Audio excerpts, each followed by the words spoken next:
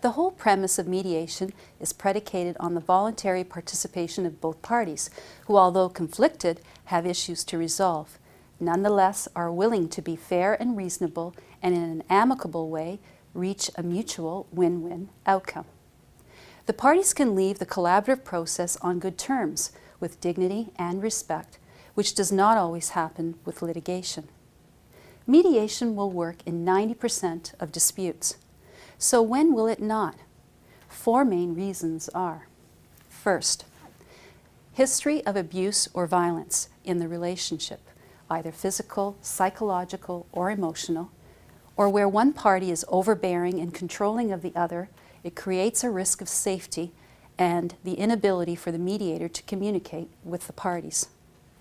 2, dishonesty or unwillingness by either party to provide full financial or other disclosure required to make informed decisions.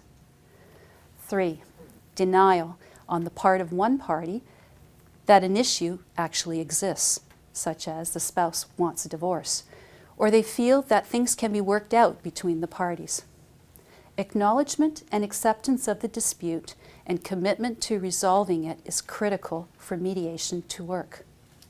And lastly, number 4, one party is set on winning their side of the case. In such cases, the divorce is likely to become highly combative and not very collaborative very, very quickly. This is position-based negotiation, which in corporate cases leads to strikes. You have just heard the tip of the iceberg regarding choosing between mediation and the legal system. You can be like the Titanic, which was charging full steam ahead. You are the captain of your ship. A good captain chooses his crew wisely, knowing they can't do it by themselves. It will be critical for you to surround yourself with the right people that have your best interests at heart. As captain of your Titanic, you are not the only one on board. There are your kids, extended family, your employer, and if you have your own business, your employees and their families. All will be affected by your choices and decisions. We all know the result of bad decisions by the captain of the Titanic.